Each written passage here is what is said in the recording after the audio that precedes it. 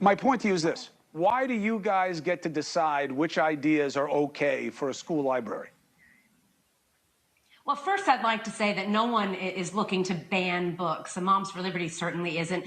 Sorry, I'm going to stop you right there because I think that's demonstrably false.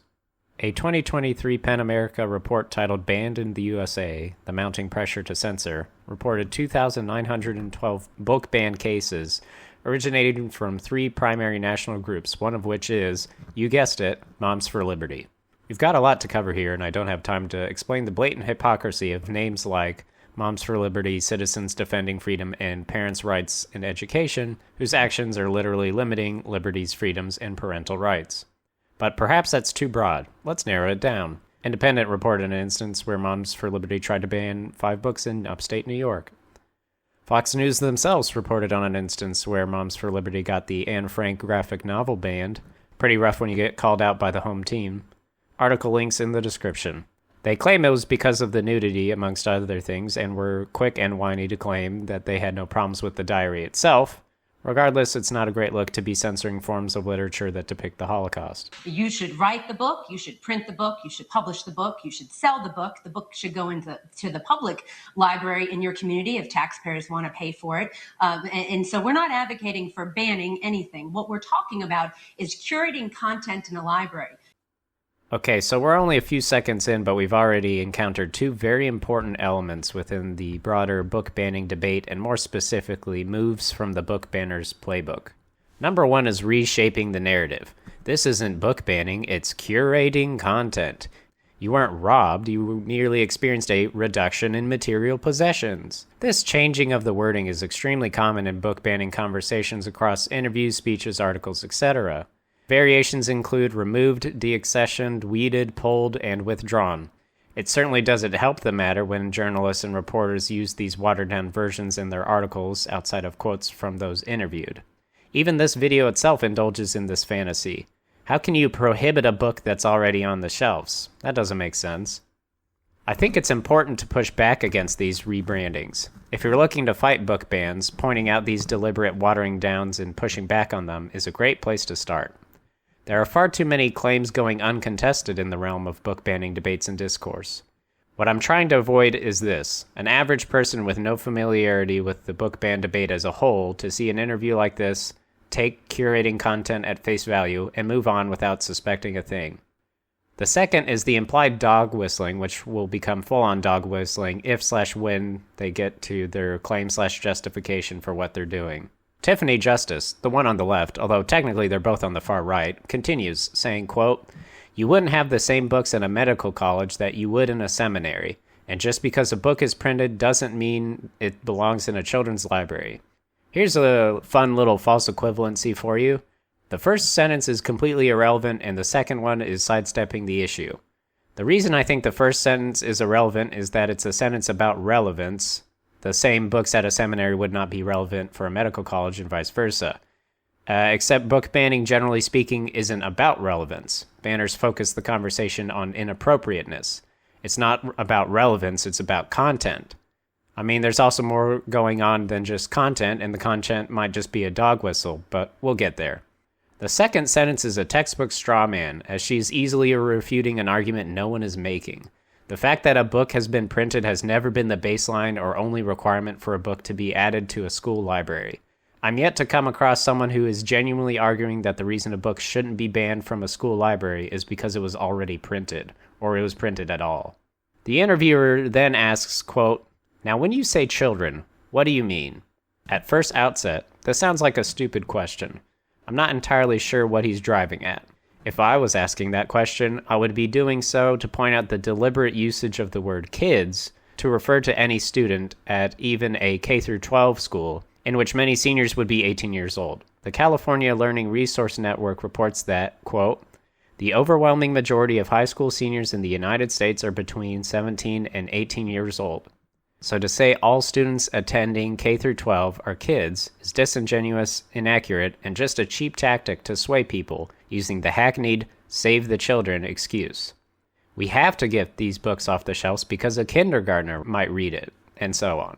What they conveniently forgot to mention was that the book was in the young adult section of the library, and I'd argue that you can reasonably expect that a librarian is not going to let a kindergartner check out whatever young adult book they're arguing about is currently corrupting all the youth in America.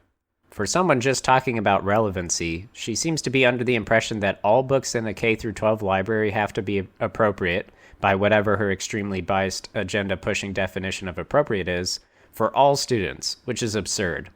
Are we going to have high school seniors checking out The Very Hungry Caterpillar for their senior project? So what's her response? Quote, I mean public school children K through 12. Children do not have unfettered access to the internet at school, or movies, or music. But somehow these books with these horribly explicit graphic content are finding their way onto bookshelves in public schools all over America. I don't even know where to begin with this one. First, I'm skeptical of this so-called restricted access to the internet, seeing as when I was in early years of school, which granted was many years ago, you could bypass what little search filters were in place just by going to google.au for Australia instead of google.com. I don't buy the premise that internet restriction policies have been perfected to such a degree that a student with a decent amount of computer knowledge can access many things via a school computer or their phone, which is a thing many kids have now. I'm not proposing schools remove any internet access or access to the computer lab. I'm just saying this seems like a false premise from the very start. The movies or music aspect is strange. Do school libraries even carry CDs anymore? What partially breaks this entire argument apart, other than that it's complete nonsense, is the use of the word unfettered. If a kindergartner goes into the school library at their K-12 school, goes into the young adult section, grabs a Clockwork Orange off the shelf and tries to check it out, I don't think I'm going out on a limb to suggest or believe that the librarian is going to suggest a more age-appropriate book. The odds of this situation even happening in the first place are extremely slim, but I'm just saying that as a thought exercise. A kindergartner even getting that far seems highly unlikely given the presence of their teacher and librarians, who I don't think just let kids roam the entire library unsupervised, nor do I think that a kid that young would be particularly interested in the book covers of young adult books. Her descriptions of these books, which aren't specified, supporting the idea that these are just boogeymen created to scare people into supporting censorship for the illusion of safety or saving the children, is either ignorant or deliberately misleading. Books, regardless of whether or not you agree with or even like the content, do not magically float onto the shelves in a public school library or in any library. Now, there are also often accusations levied at teachers, librarians, and other school staff that any selection of books groups like Moms for Liberty find inappropriate, woke, obscene, and a bunch of other adjectives are proof that these employees are either groomers or members of some secret cabal of liberal Marxists, whose aim is to corrupt the youth and impressionable minds of kids for some reason. I'm not sure what right-wingers think the end goal of this non-existent Illuminati is. Taking over the country? World domination? I'll read a few quotes from a blog post written by Brittany Tignor, a high school librarian in Worcester County, link in the description, that describes the book review process a librarian uses at the high school she works at. It's a bit long, but this is important because the misconception that librarians just throw whatever books they want on the shelves need to be dismissed. It's inaccurate and only serves to fuel the fear fire that Moms for Liberty and similar organizations keep stoking. Quote, the process that I follow is based on the Worcester County Library Procedure Manual and includes ways to ensure that I am purchasing the highest quality titles that meet the needs of my school community and my budget. The collection development program includes a school analysis, collection analysis by category, and key actions for the upcoming school year. This allows me to review the big picture of my library, as well as drill into small details that are having a big impact. In the school analysis section, I collect enrollment and demographic data, as well as identifying clubs and organizations that are offered to students. In the collection analysis section, I review the number of items in the category, their age, nonfiction versus fiction, and print versus digital items. The collection analysis by category section is where I began to drill down into the different Dewey categories. I review the circulation statistics and aged titles, as well as completing a visual inspection of the area. The next items that I add are ones that fulfill areas of need from the collection development plan. If I need to purchase books for the 700 sections, I will be adding titles that have to do with arts, music, sports, and entertainment. If I need to order fiction, I review requests from the form, as well as verbal requests, and order similar titles. I also refer back to clubs and organizations available in the school to ensure that I am meeting the personal interests needs of the students. Finally, I gather titles from current award lists, such as MASL's Black Eyed Susan program. For each title, I review the publisher's suggested audience and interest level and read available reviews. To order the book, the title has to have at least 2 positive reviews unless it meets the principles of selection in specific areas. School Library Journal is the gold standard of reviews for school libraries, so I usually ensure that there is an SLJ review before even adding it to the list. Some titles have 5 or more reviews, but others have none. I read every available review for every book I order. If the review suggests that there are other titles doing a better job covering the topic, or if the title is not written well, then I will remove it from the list. If the book didn't have 2 reviews, there are specific criteria to follow. Often nonfiction books do not have 2 reviews, and some topics have few, if any, titles written for school-age children.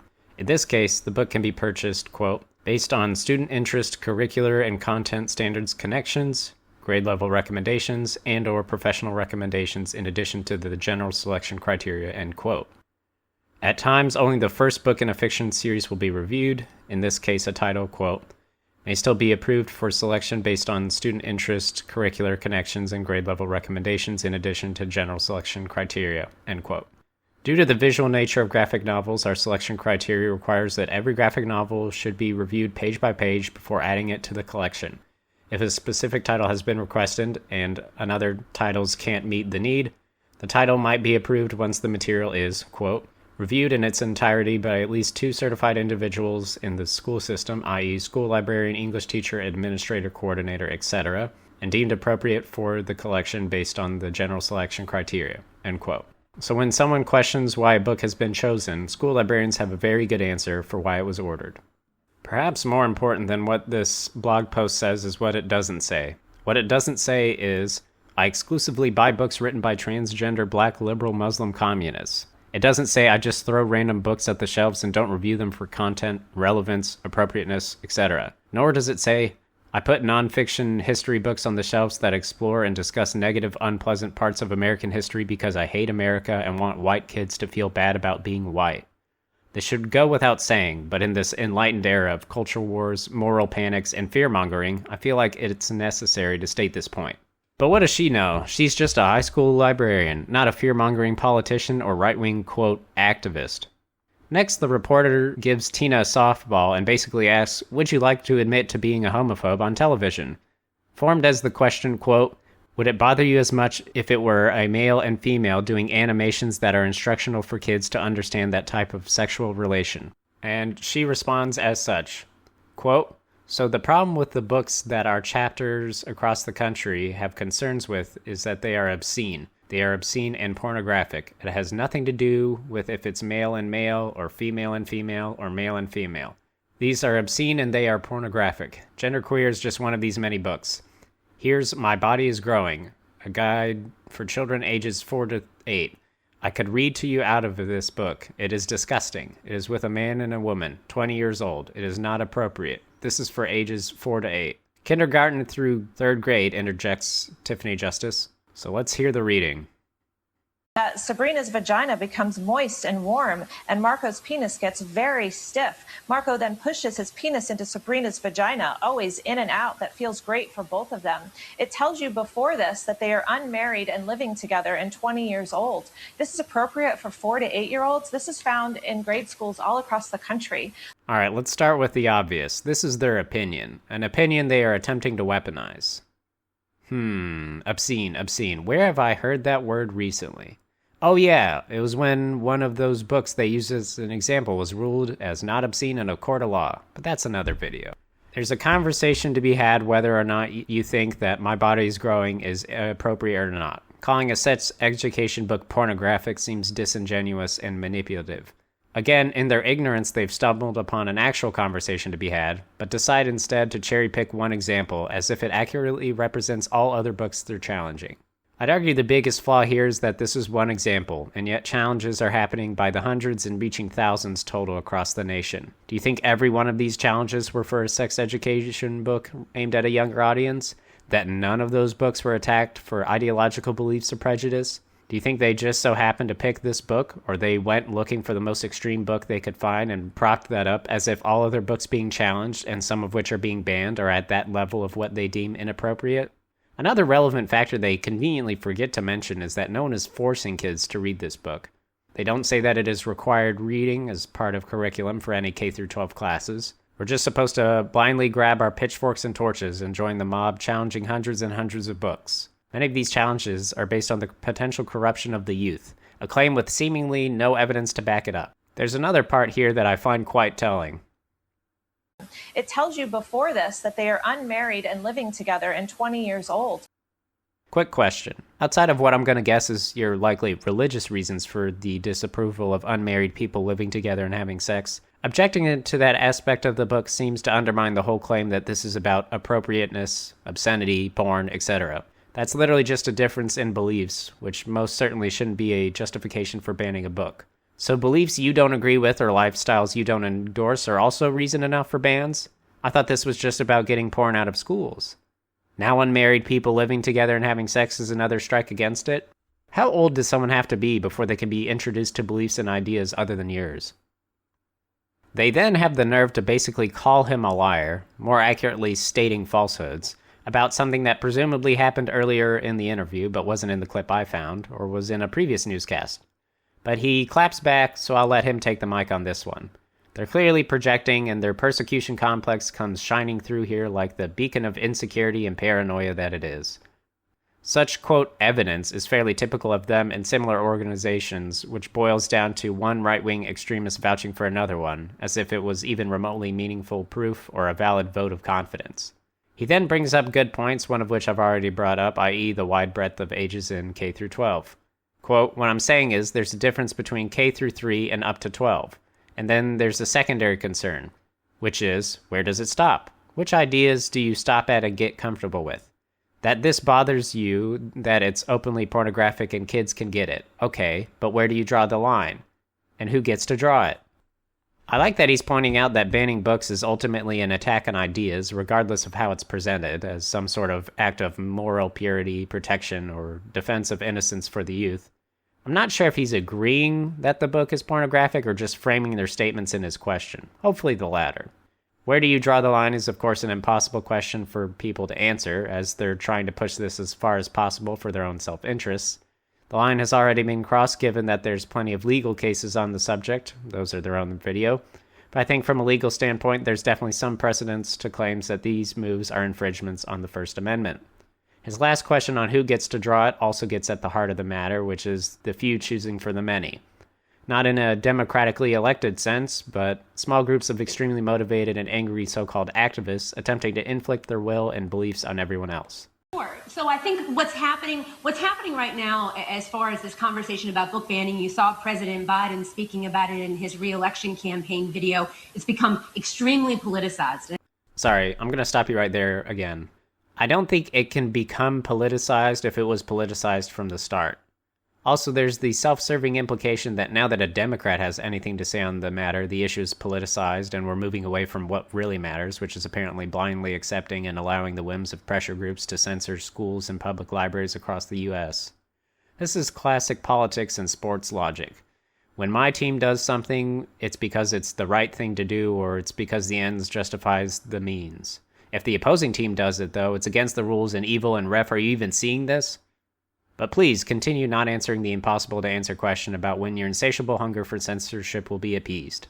Quote, and I think there are a lot of people that very much want to marginalize moms and dads and villainize us for being concerned about extremely explicit content being given to children in school. It's important that we talk about, you're right, the truth here, about the books that are concerning. Moms and dads are getting up at school board meetings and getting their mics cut. We can't show these pictures on YouTube, on Facebook, on Twitter. They get censored. We can't show them on CBS Sunday Morning News. So you ask us, where does the line stop or start? As I said on this CBS News broadcast, let's set the bar really, really low. Let's just say no pornographic material, no rape, no incest, no pornography. In this book, this gentleman talks about being raped, being anally raped by a family member who was an adult. Why was this in an elementary school, in a middle school, or in a high school for that matter, Chris? This one response from her could probably be its own video with how much sheer nonsense there is within it, but I'll try to keep it short and not repeat myself. She mentions the truth, as if that was something the interviewer had mentioned in his question, which it wasn't. Not that she seems to have the firmest grasp on the difference between truth, lies, facts, and opinions. Okay, so not only did you not answer the question at all, you tried to flip the script. We, the people who are disproportionately censoring and silencing women, minorities, and the LGBT, we're actually the victims here. And somehow, people try to act like that's a bad thing. Yeah, that'll play real well. Go for the sympathy play. How delusional can you be? Persecution complex, victim mentality, and plain old self-delusion. This is just gross. It's not enough to be doing something incredibly self-serving and insidious under the guise of moral purity, but now we have to feel bad for them? Yeah, the people who don't want to be censored have American history whitewashed and revised to be more pleasant and have pressure groups harass their way into getting opposing beliefs and ideas even more marginalized than they already are, all while destroying the very concepts of freedom of speech, thought, and the First Amendment. Those are the bad guys? That's your argument?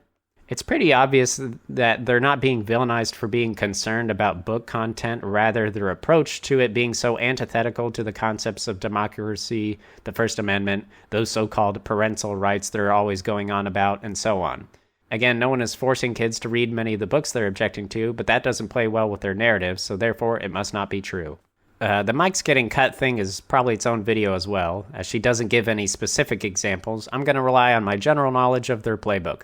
Many school board meetings have a rule against swearing just as a general policy, so Moms for Liberty and equivalents play on that as their performance theater approach to discussions of book banning, essentially reading excerpts from books with swears and then getting their mics cut and saying, "Look, see that we're the victim.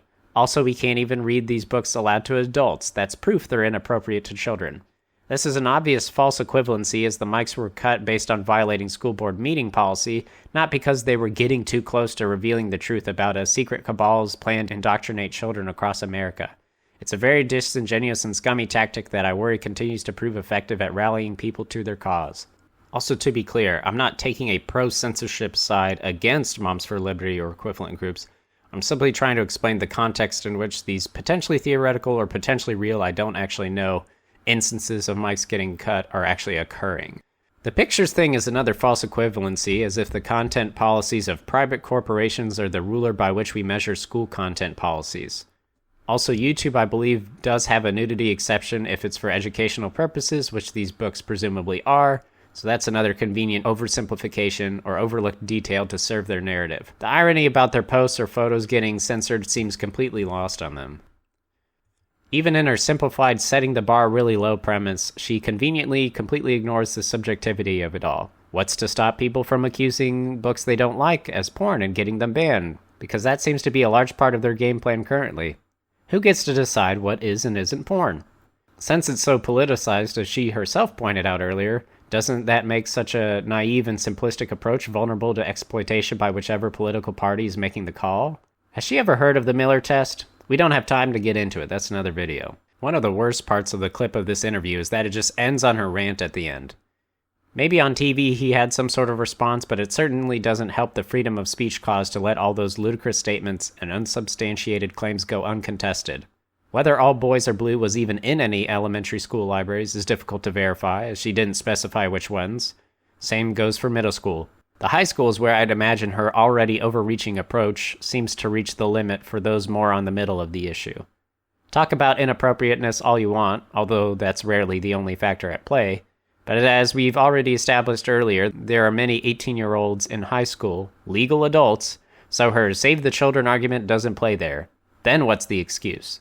How would she move the goalposts to ensure things she doesn't like being books are in as few libraries as possible? Public libraries have dealt with a great deal of complaints during recent years as well.